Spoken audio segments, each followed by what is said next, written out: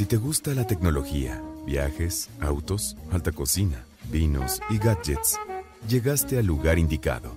Aquí comienza Eddie Warman de noche. Todas las estructuras que forman esta molécula, pues dio pie a conocer herencia familiar, dio pie a conocer los genes que nos involucran como seres humanos y posteriormente dio pie a el descubrimiento del genoma humano, ¿no? Que es la estructura básica y elemental del ser humano. Siempre les cuento a los pacientes que se imaginen que la estructura helicoidal es como si viéramos todos los archiveros de una área en particular y los genes son los folders que están dentro de ese archivero. Entonces el ser humano tiene 23 pares de cromosomas. De lado, un cromosoma viene del lado de papá y otro cromosoma viene del lado de mamá, y entonces estos 23 pares de cromosomas generan al ser humano, ¿no? Una vez partiendo y entendiendo estas bases elementales de genética, en 1978, cuando nace el primer bebé de in vitro, que ya consiste en la técnica de fecundación, que es tomar un óvulo y un esperma y fertilizarlo, esta técnica se empieza a ser reproducible y se empieza a ser muy sencilla en este campo para las parejas que no podían genuinamente por algún factor espermático o del lado de la mamá concebir un embarazo. Pero la medicina reproductiva se une con la medicina genómica y generan una fusión increíble. O sea, este binomio de medicina genómica y medicina reproductiva, cuando se empatan, abren una caja de Pandora y dicen, ¿qué crees? Yo, medicina genómica, vengo y como medicina, como biología molecular, puedo trabajar contigo y con los embriones antes de formar a un ser humano. ¿Qué quiere decir trabajar contigo y con los embriones? Puedo trabajar con las células. Los embriones humanos, en un estadio muy temprano, Eddie, cuando se fertilizan, se forman células esféricas. Estas células esféricas contienen el DNA, como lo platicamos. Entonces, la medicina genética y la biología molecular dice, ¿por qué no tomo una célula de este embrión y la corro en un ensayo genético? En este ensayo genético yo puedo revisar, para empezar, que los archiveros, como platicamos, los 23 archiveros estén completos, que no haya de más y que no haya de menos, y que esto da pie a algún síndrome. Y también, en realidad, podemos meternos a buscar el folder sobre el cromosoma que pudiera estar afectado cuando hay una historia familiar. Ya sabes, a lo mejor antecedentes de cáncer de mama, antecedentes de pérdida de la audición de manera temprana, enfermedades de transmisión autosómica dominante como fibrosis. ¿Qué quiere decir autosómica dominante? Autosómica dominante significa que alguno de los padres es portador de un gen que tiene el 50% de posibilidad de que el hijo, si porta ese gen, exprese la enfermedad. Okay. Entonces, generalmente cuando hay papás que han tenido antecedentes de esta enfermedad, puede el hijo tener una expresión de esta enfermedad en un 50%. Y entonces se convierte en una situación, pues ¿enfermedades como cuál? Para poner en el ojo del público que nos escucha o nos ve por las redes. Soy Eddie Warman y estoy platicando con el doctor Enrique Cervantes Bravo. Él es especialista en medicina reproductiva. ¿Cuáles son esas enfermedades que podría traer hasta en un 50% uno de los papás? Bueno, hay dos. Primero, la autosómica recesiva, que voy primero por esa, si quieres, para dejarte la autosómica dominante como más al final. La recesiva es que los dos padres tuvieran que ser portadores, vaya. La recesiva, los dos padres tendrían que ser portadores de este, y el 25% de los hijos pudiera tener la enfermedad. Entre ellas puede ser síndrome de Frágil X, otro que es muy, muy común se llama fibrosis quística, que es muy conocido en la población y en ciertas comunidades en donde hay un poco más de consanguinidad. Puedo decirte también por ahí que existe, ya entrando a las autosómicas dominantes, que es si uno de los padres es portador de este gen, están los BRCA genes, que son los portadores del cáncer de seno o de ovario, que es el BRCA. Puedo decirte que también está el PKD, que es el Polycystic Kidney Disease, que es el riñón poliquístico, que también es una enfermedad pues bastante triste para el bebé. Y si el papá tiene 50 años y le dicen, oye, tienes Polycystic Kidney Disease, pues vas a tener esta enfermedad, o tu hijo la va a expresar. También hay otras enfermedades intestinales que son autosómicas dominantes, que también se pueden, como el cáncer de colon, si se identifica este gen en una historia familiar, ¿sabes? O sea, ¿de qué murió tu abuelo? No, pues de cáncer de colon. ¿Y tu bisabuelo? No, pues de cáncer de colon. ¿Y tu tatarabuelo? No, pues de cáncer de colon. Claro. Pues hay que hacer un test genético para descartar que sea portador este papá de ese gen. Y a veces puede ser que la fortuna genética no te haga ser portador de ese gen, y de ahí pues no se cortó ya toda esa evolución familiar. También hay otra enfermedad de Prions Disease, que es una enfermedad súper triste, que es una enfermedad que tiene un deterioro cognitivo muy importante. ¿Se llama esa? Prions Disease. ¿Y qué sería como...? Enfermedad de prión. ¿Sería, por ejemplo, demencia senil o sea, No. anticipada? No. ¿O Alzheimer o Parkinson? Algo similar. Es un nuevo padecimiento, de verdad, que comparte un poco las mismas características patológicas con deterioro de la sustancia blanca del cerebro. Pero los familiares lamentablemente producen una esquizofrenia y una evolución de deterioro cognitivo súper agresiva en etapas muy tempranas de la vida.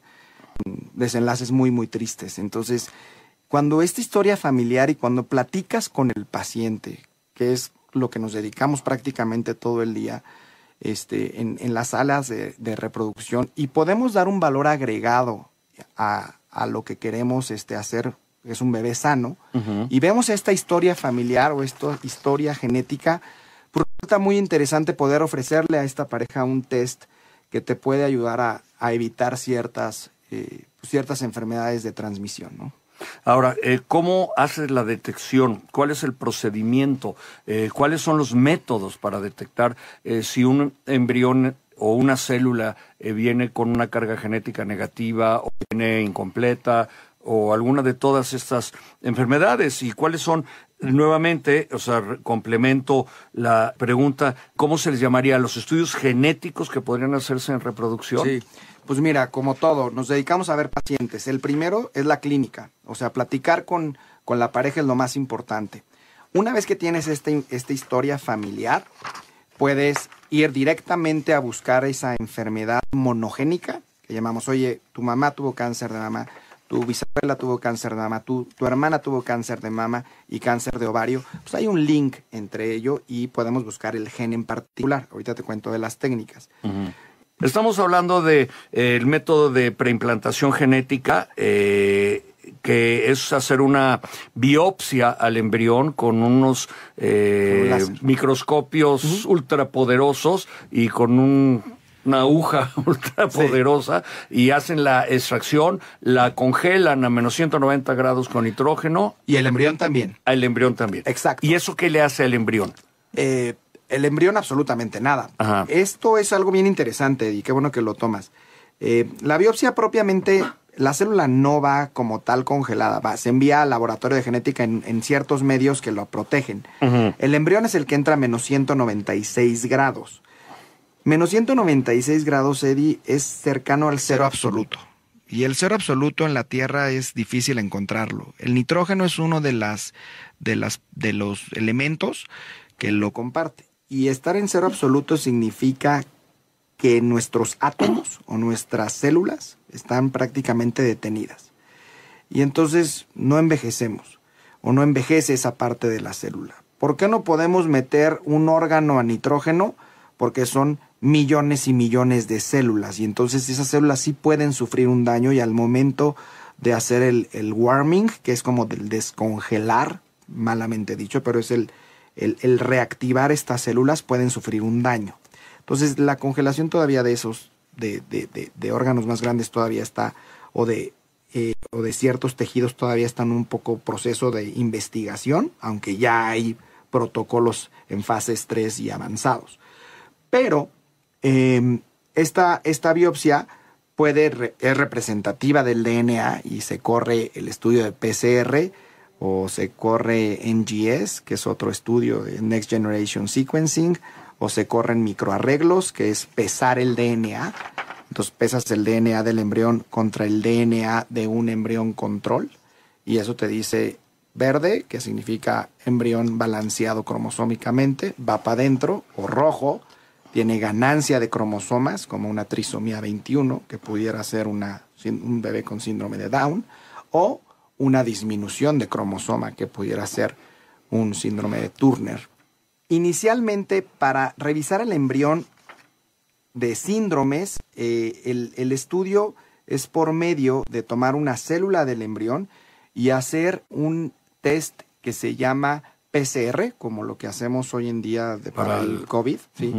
Esta PCR, que es una amplificación del DNA de la célula del embrión, nos ayuda a identificar en el comparativo con un control de DNA de un ser humano balanceado cromosómicamente y decirte este embrión viene sano en los 23 cromosomas.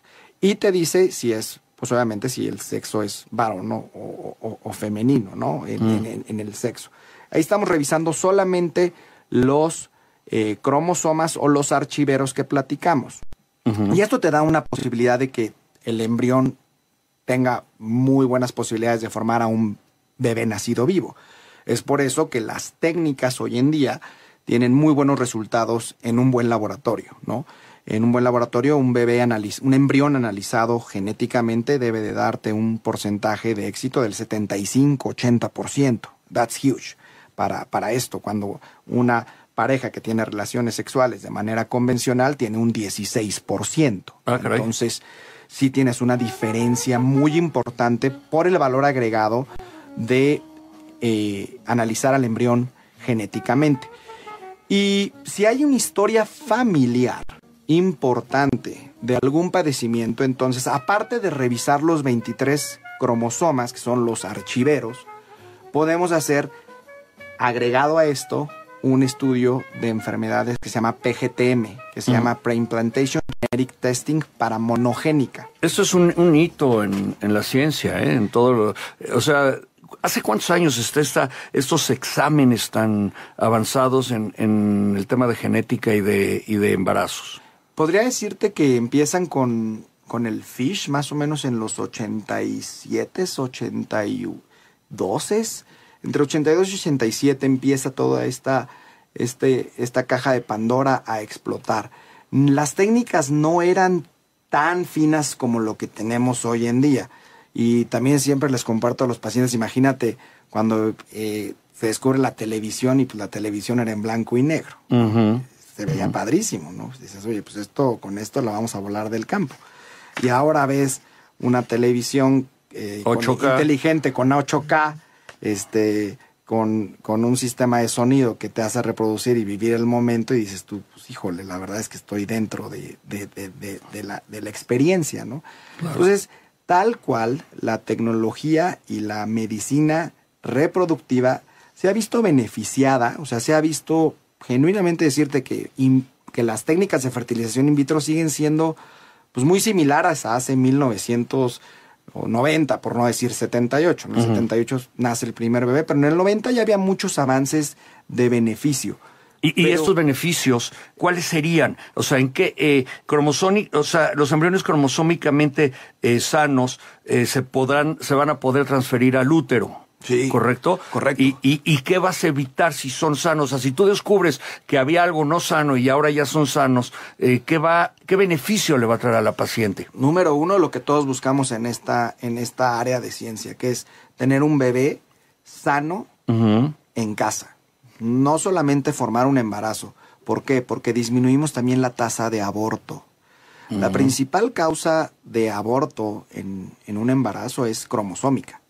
Entonces, cuando tú haces un análisis genético y transfieres al embrión revisado previamente genéticamente, disminuyes mucho esta posibilidad de aborto. 2, puedes hacer un poco de gender selection o puedes hacer un family balancing. Puedes seleccionar si hombre o mujer. Seleccionar hombre o mujer, correcto. También en parejas que tienen 2 varones en casa y quieren a lo mejor hacer el desempate, pues también pueden escoger el sexo femenino. Los beneficios son altísimos una vez que tienes esta ciencia y esta tecnología, ¿correcto? Sí, yo creo que es la verdad. Y tenía a un gran maestro que decía, mira, Enrique, I'm telling you, ¿no? En Nueva York, me decía, probablemente con estos avances, y lo voy a decir así, sex is just gonna be fun. O sea, ¿por qué? Porque puedes disminuir muchísimos riesgos, puedes disminuir tu tasa de aborto, puedes aumentar tu tasa de éxito cuando también quieres planificar a tu familia.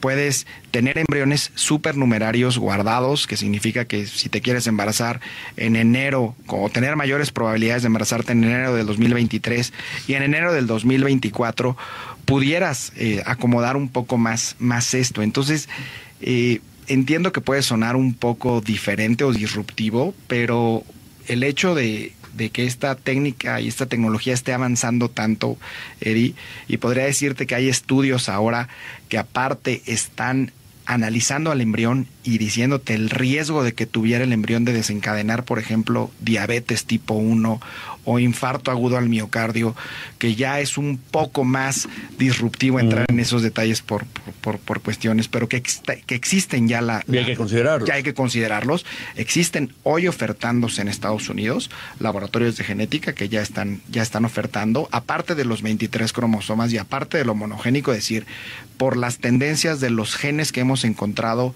en infarto agudo al miocardio, este embrión, el embrión 1, tiene un high risk de debutarlo en su vida adulta. El tema es que yo tengo historia familiar de infarto agudo al miocardio y por eso no vas a tener esa posibilidad de estar 100% seguro si te va a pasar o no.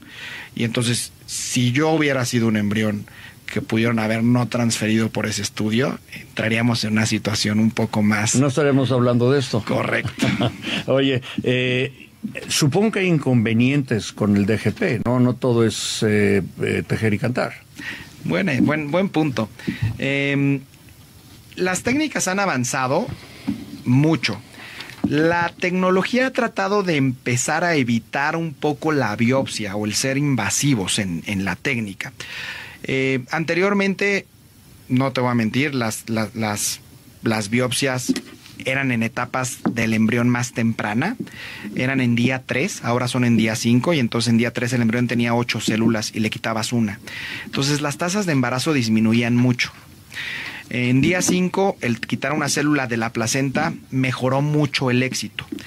Y si te contara que ahorita, en el último congreso que tuvimos en Milán de la Sociedad Europea de Medicina Reproductiva Humana, si te contara que lo que estaba más representado en avances era inteligencia artificial, como para poder identificar algoritmos de división celular, y en base a ese algoritmo decir, oye, el embrión se dividió en este momento, en esta hora, y esto se relaciona con un embrión sano. No necesitas hacer una biopsia, no necesitas tener un ser invasivo o tener una tecnología o un microscopio muy choncho para, en base únicamente a esta recomendación de inteligencia artificial, darte una sugerencia de que no biopsies este embrión y tengas este beneficio. Entonces, sí, no todo ha sido como ha costado llegar a estos puntos, y veamos qué dice inteligencia artificial, ¿no? Embriológica, porque también puede ser que no dé muy buenos resultados, pero podría decirte que 7 de las 20 plenarias que hubo eran en relación a inteligencia artificial. Entonces no estaban exponiendo doctores, estaban exponiendo cuates de data analysis, cuates de Apple, de Stanford, de inteligencia artificial, tomando este terreno, ¿no? Que es pues, también muy interesante.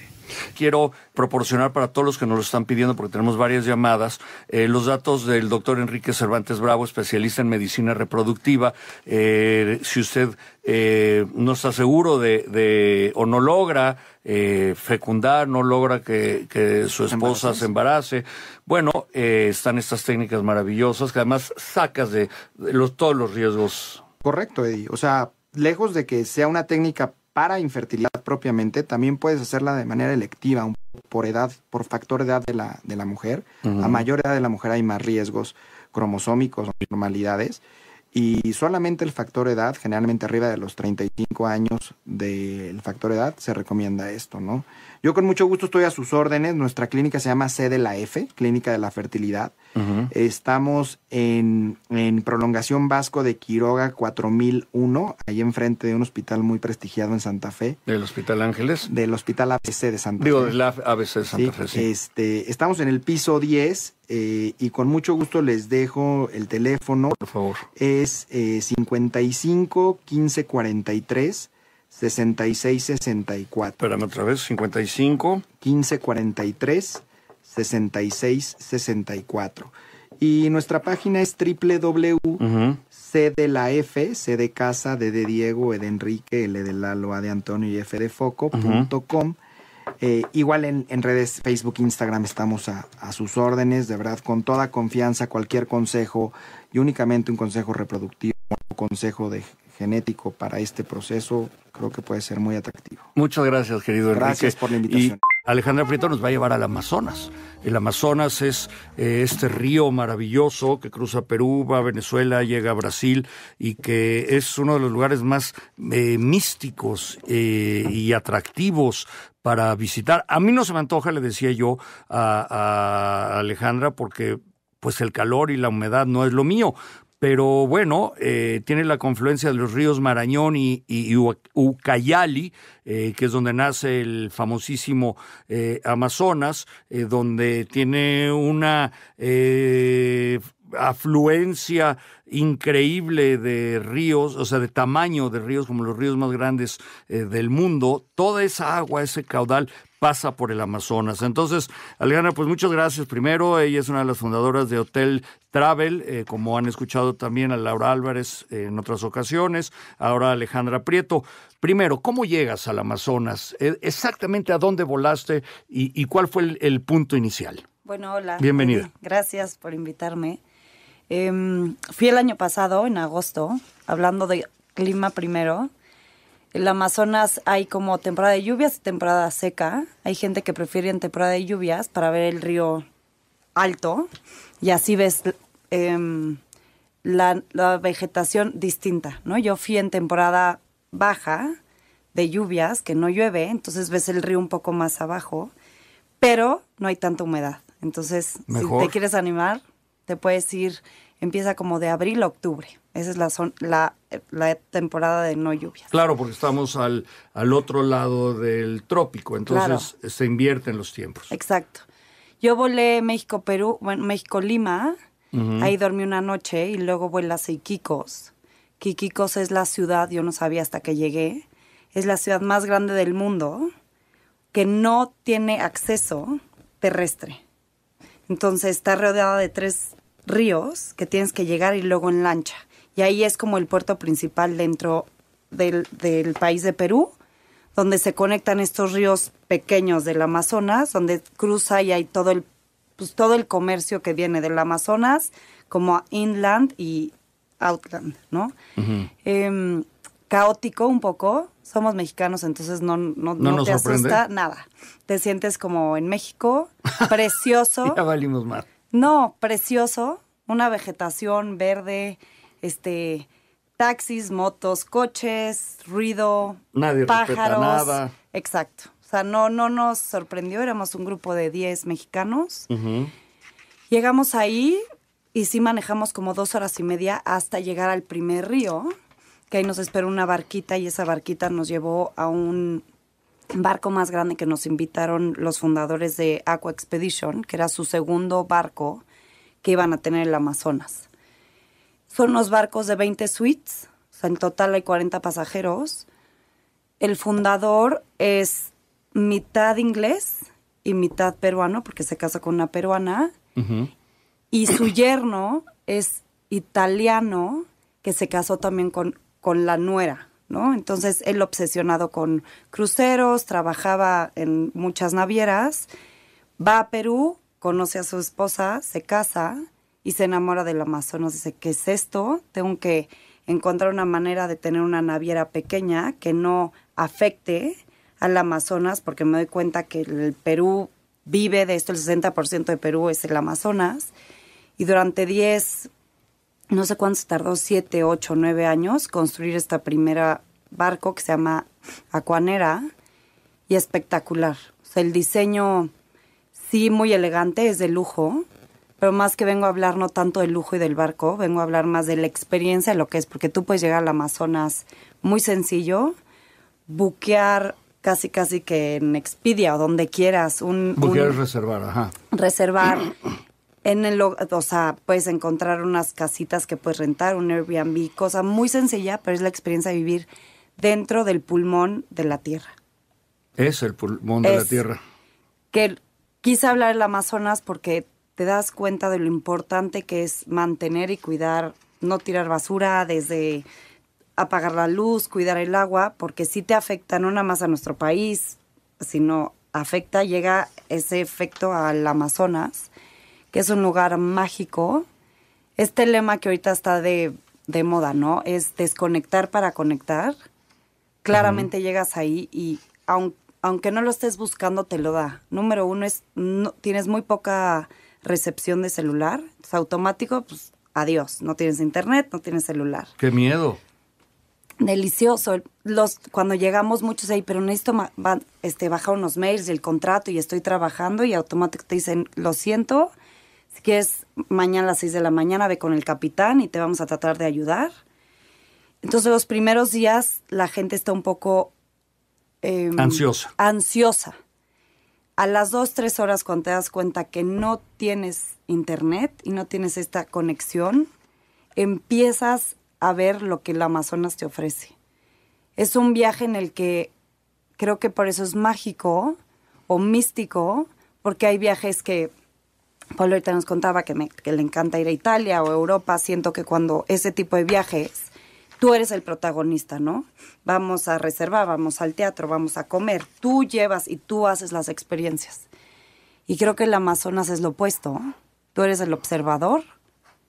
Y hay gente que, más ahorita que no estamos acostumbrados a tener esta paciencia, de sentarte y escuchar. Entonces empiezas a ver árboles que arrancas y dices, pues todos los árboles son iguales. A las 3 horas que vas con tu guía, que casi siempre el guía es nativo de ahí, te empieza a explicar, no, mira, este árbol está así y ahorita está inclinado a la izquierda, porque los vientos en agosto van así, entonces se va a caer los frutos y todos los changos se suben. Entonces, este es un árbol de este estilo. Fíjate en el otro árbol. Entonces, te empiezas con tu paciencia, observación y silencio. Se vuelve una telenovela de diario, tener experiencias distintas donde tú eres el que solo observa y la misma selva te da estas cosas que nunca esperabas, ¿no? Entonces, este famoso lema de desconéctate para conectar, 100%. Aplica ahí. Claramente. Ajá. Y luego de Quito me platicabas de ayahuasca. Bueno, agarras a Iquitos y ahí es donde te subes. La mayoría de las navieras es donde es su puerto principal. Te subes a cualquier barco. Yo me fui al Aqua. Y básicamente hacen recorridos de 4, 7, 5 días. Y vas recorriendo en el río Amazonas. Tiene diferentes ríos, riachuelos, por así decirlo, pero no son riachuelos, sí. Donde vas entrando en estos zodiacs para entrar a la selva, ¿no? Entonces, Zodiacs son unas lanchitas. Son unas lanchitas como de expedición. Tú me preguntabas más o menos cómo es la experiencia en tu día a día, ya sea cualquier barco que te subas. Es básicamente te despiertas 4:30, 5 de la mañana, te subes a esta lancha, Zodiac, con un grupo de 4 o 5 personas y este guía especialista en la zona, en donde te va explicando en estos ríos pequeños que vas entrando a la selva, porque en el Amazonas lo que tú dices es tan ancho que no tienes tan cerca a la flora y la fauna. Pero si vas entrando a estos pequeños riachuelos, tienes al lado y puedes llegar a tener estos safaris dentro de la selva, ¿no? Entonces arranca tu día a las 6 de la mañana, que tienes este amanecer, y es donde empieza a haber una cantidad de diversidad de pájaros, ruidos, osos perezosos. Nos tocó ver papá, mamá o macho y hembra y un bebé jaguar, que fue algo espectacular. Estábamos felices y el guía nos explicó que es gracias a estos grupos turísticos o estos barcos en los que le están metiendo, hay fundaciones que están protegiendo para justo reactivar la flora y la fauna de la selva. Entonces en la mañana tienes 2 o 3 horas a observar y entender el camino de la selva en el día a día. También llegas a estas comunidades, que creo que hay como 200 dentro del norte del Perú, donde su acceso siempre es en pangas y luego puedes convivir con ellas o jugar fútbol. A mí me pidieron que les tomara unas fotos y se las imprimí y cosas así. Es interactuar y aprender de ellos. Ahora, además de esa ansiedad, empiezas a descubrir un mundo al cual no estamos acostumbrados cuando vivimos en una gran ciudad. Y oyes a los animales, pero yo no sé si es cierto lo de los pescados estos que se comen, se me olvidó el nombre. La piraña. Las pirañas. Claro. No te puedes meter ahí. ¿Qué pasa si te da calor? ¿Cómo funciona tu estancia en el barco? ¿Y cuáles son las ciudades por las que pasas? ¿O qué camino recorres? ¿De cuántos días? Continuó platicando del Amazonas con Alejandra Prieto. Ella es una de las fundadoras de Hotel Travel, esta agencia de viajes que hace viajes exóticos, viajes de lujo, todo tipo de viajes. Pero yo creo que una de sus especialidades son estos viajes tan diferentes que es difícil planearlo uno solo cuando no conoces. Necesitas la ayuda de expertos como lo hacen en esta agencia. Tengo llamadas. Dice, saludos cordiales desde Santiago, Miahuatlán, dice Guillermo Valderas. Dice alguien del Estado de México, no se ve, es muy probable ser atacado en el Amazonas por un candirú. Pues no sé, o tú atacar al candirú. Magnus Castro Lemasi, fantástica información, y saludos a Alejandra. Y el Amazonas, decía yo, que contiene más agua que el propio río Nilo, juntos, el río Nilo, el río Yangtze, este río café en China, al cual ya fui, que se mueve el barco, que no sabes cómo es, café horrible, y el río Mississippi, juntos. Se supone que cerca de una quinta parte del agua dulce del planeta está en el Amazonas. Conecta el Pacífico con el Atlántico. Está en la selva norte de Perú, a donde comienza y a donde tú fuiste, y te fuiste a Iquitos. Ajá. Y luego de Iquitos me platicabas de ayahuasca. Ahí la mayoría de los turistas también van a la ayahuasca, que es esta estupefaciente, por así decirlo, donde yo no lo he hecho, pero la gente del Perú es muy común que lo hagan una vez al año. Guiados por chamanes o por guiados expertos. Por gente de la comunidad del Amazonas. Uh-huh. Entonces ves estos pequeños hoteles, por así decirlo, 5, 7, 8 cabañas que tienen sus programas de 5 o 7 días, que la gente llega ahí, tienen estos chamanes o estos guías donde van a trabajar un tema y se regresan. Entonces ahí puedes ver el turismo para explorar la selva y el turismo que va hacia la ayahuasca. También puedes caminar sobre la selva, que esto lo hacen en la tarde, donde ya no hay tanto mosco. ¿No hay peligro de asaltos? No hay gente. Pero de que salgan algunos piratas o no sé cómo les llaman allá. Nada. ¿No?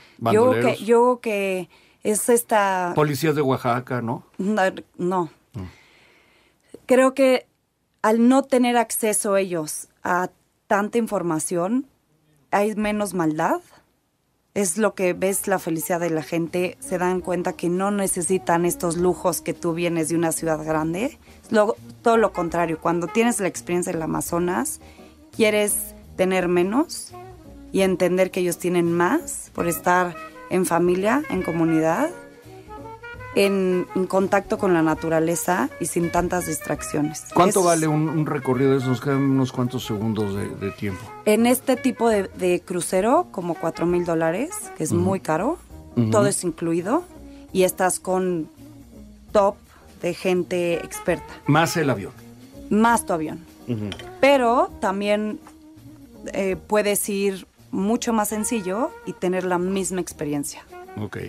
Oye, ¿cómo les localizan si alguien quiere hacer un viaje de estos? Me pueden mandar un correo, alejandra.prieto@frosh.com.